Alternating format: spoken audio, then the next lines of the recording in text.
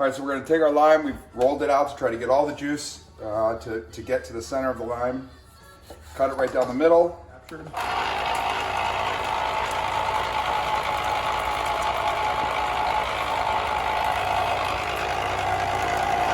when you're done, you want to see that there's no pulp left in the lime.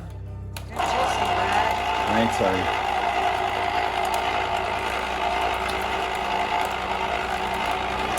And then sometimes when you've done a lot, you can see all the pulp, and so if that happens, you can just tilt it over and you can see that we're getting all the juice out of the juicer so that you don't leave any behind. Perfect.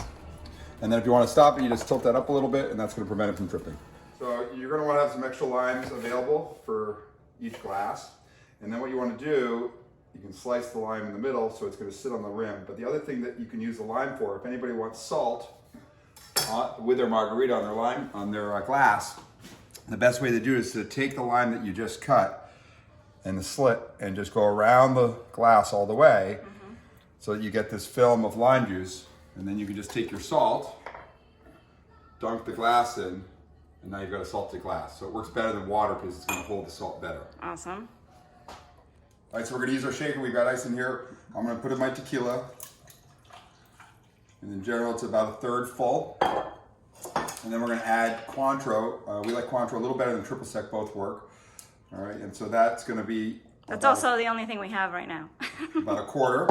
And so that's about the amount of booze that's in the mix in the shaker. And then we like it very tart, so we're going to put a lot of our fresh lime juice in. And so now that's essentially full. All right, and then we're going to go ahead and shake it.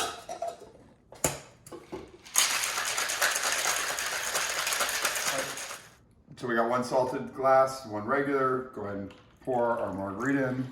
Yum.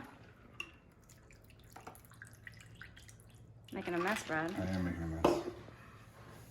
Ina does not make a mess, Brad. She's better than me.